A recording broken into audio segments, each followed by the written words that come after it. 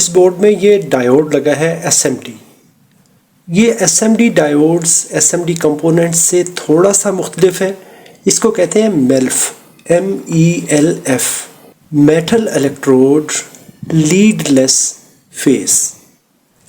यानी इसके जो इलेक्ट्रोड है, इसकी जो पिन्ने हैं वो मेटल की हैं लेकिन लीडलेस है। इसकी लीड्स नहीं है, इसकी पिन्ने नहीं है। जैसे आम थ्रो होल कंपोनेंट होते हैं इनके साथ लीड्स होती हैं। अगर हम इस कंपोनेंट की बात करेंगे तो इसका मेटल एंड नहीं है, इसके अंदर ही कनेक्टेड है और इसके बाद ये लीड्स के साथ कनेक्शन होता है, लेकिन इसका लीडलेस फेस है, इसकी लीड्स नहीं है। तो इसको MELF कहा जाता है। M metal, E electrode, L leadless और F फेस।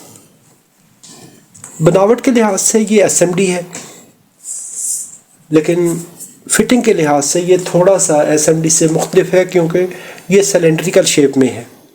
इसमें रेजिस्टर भी होते हैं, डायोड भी होते हैं। तो यहाँ पर ये लगा है डायोड। चलें इसको डिकोड करते हैं। अस्सलामु अलैकुम वरहमतुल्लाहि वबरकातुहू।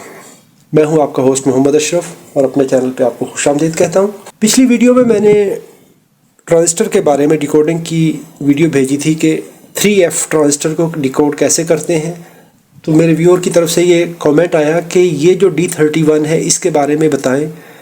इस पे ये तो मार्किंग तो है, मार्किंग के अलावा हम इसकी कोई और जानकारी ले सकते हैं। इसका पार्ट नंबर डाटा शीट निकालते हैं, तो चले देखते हैं। जब भी हम बात करते हैं SMD की तो उसमें जो सबसे बुनियादी और अहम तरीन हिस्सा होता है वो है उसकी लंबाई चौड़ाई, उसकी फ़िज़िकल डायमेंशन। तो यहाँ पर हमें एक तो इसकी लेंथ चाहिए और दूसरा इसका डायमीटर चाहिए। आम जो SMD होते हैं वहाँ पे लेंथ, विड्थ और हाइट होती है, लेकिन यहाँ पर दो चीज़ें चाहिए होती हैं, लेंथ और डायमीटर। इसको हम मिलीमीटर में नाप लेंगे। 3.4 मिलीमीटर।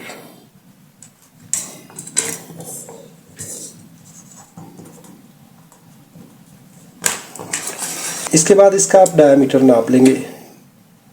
ये है 1.4 मिलीमीटर। इसमें तीन तरह की पैकेज होती हैं।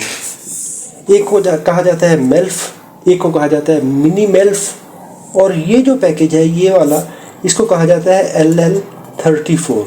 एक तो हमें इसका भी साइज मिल गया। इसके ऊपर एक कैथोड मार्किंग है ब्लैक कलर में। ये जिस साइड पे ये रिबन है वो इसका कैथोड साइड है। ये है क्वेश्चन, कहते हैं कि D31 के बारे में कुछ बताएं, अगर मुमकिन हो तो इसकी और डिटेल्स भी शेयर करें। इसके लिए ये एक पेज है, मैं इसकी लिंक आपको वीडियो की डिस्क्रिप्शन में दे दूंगा, marsport.org.uk। जो MELF पैकेज होगा उसकी लंबाई होगी 4.9 मिलीमीटर और डायमीटर होगा 2.5। मिनी MELF या SOD 80C उसकी लंबाई होती है 3.5 मिलीमीटर, डायमीटर होता है 1.6 मिलीमीटर। अगर लंबाई 3.4 मिलीमीटर और डायमीटर 1.4 होगा तो उसको LL34 कहा जाएगा। इसके बाद ये कलर बैंड मार्किंग चार्ट है, MELF के लिए, SOD 80 के लिए, LL34 के लिए। अगर तो अकेला ब्लैक कलर बैंड है तो ये पार्ट नंबर हो सकते हैं।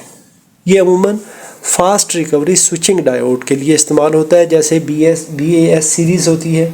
उसके बाद 1N4148 टाइप होते हैं जिसमें 4 नैनोसेकंड 6 नैनोसेकंड रिकवरी टाइम होता है।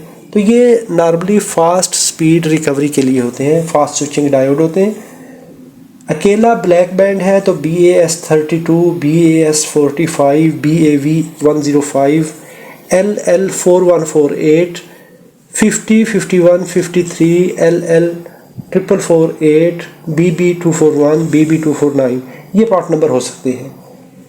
इसके बाद अगर ब्लैक और ब्राउन बैंड होगा तो वो LL4148 या LL914। अभी देखें, अकेला ब्लैक बैंड है या ब्लैक और ब्राउन है तो उसमें हमें ये नंबर कॉमन मिलता है 4148 4148। इसी तरह ब्लैक ऑरेंज होगा तो उसके लिए ये part number, black green brown green होगा तो ये पार्ट नंबर, रेड होगा तो ये, येलो होगा तो BZV होंगे। इसके अलावा कुछ मैन्युफैक्चरर ये स्कीम भी यूज़ करते हैं, जैसे विशे है या जनरल सेमीकंडक्टर है तो वो ब्लैक कलर रिबन जो है वो जनरल पर्पस सेमीकंडक्टर के लिए इस्तेमाल करते हैं। Yellow switching rectifier, green Schottky के लिए, ब्लू जीनर के लिए। ऐसे ही एक और भी स्कीम है ब्लैक जीनर के लिए और ग्रीन शॉर्टकी के लिए। तो इसका मतलब ये हुआ कि ब्लैक बैंड जो है ये जीनर को भी शो कर सकता है। तो ऐसी सूरत में हमें सर्किट की पहचान करनी पड़ेगी कि ये डायोड लगा कहाँ पे है, उस सर्किट का जो इर्द गिर्द का एरिया है वो कैसा है। अगर तो ये किसी वन वे कंडक्टर के तौर पे इस्तेमाल हो रहा है तो हमें सर्किट एनालाइज करने की ज़रूरत होगी उस वक्त। ऐसे ही LL34 में 3 कलर बैंड भी हो सकते हैं। ब्लैक, पर्पल, ग्रीन होगा तो वो 3.6 के लिए है, 3.6 वोल्ट के लिए होगा, जीनर डायोड होगा। ऐसे ब्राउन, रेड, ग्रीन तो ऐसी सूरत में 5.1 वोल्ट का होगा। ब्राउन, ग्रीन, ग्रीन तो ये 7.5 के लिए होगा। तो ये मुख्तलिफ़ किस्म की कलर कोडिंग है और इसका कोई सीक्वेंस नहीं है कि किस तरीके से आप इसको करेंगे, यानी इसका कोई लॉजिक नहीं है किस तरीके से ये कलर डिकोड किए जाते हैं। ये उन्होंने अपना ही एक की बनाई है और उस हिसाब से कलर बैंड मार्किंग की है। अमूमन ये ऑटोमोटिव ग्रेड के लिए, वॉशिंग मशीन्स के लिए, जो पुराने LCD LED टीवीज़ होते हैं वहाँ पे, तो आजकल तो ये ऑटोमोटिव जो गाड़ियों में है वो वहाँ पे बहुत ज़्यादा इस्तेमाल होता है ये MELF पैकेज जो है। ऐसे ही अगर देखें रेड, पर्पल, ग्रीन, अगर ये कंपोनेंट होगा तो ये 24 वोल्ट के लिए है। रेड, ब्लू, ग्रीन होगा तो वो 22 वोल्ट के लिए है।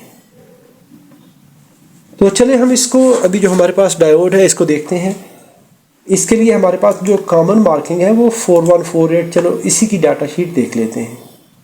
गूगल में जाके LL4148 डायोड की डाटा शीट निकाल लें, सर्च कर लें। यहाँ पर alldatasheet.com हमें दे रहा है, इसको ओपन कर लीजिए।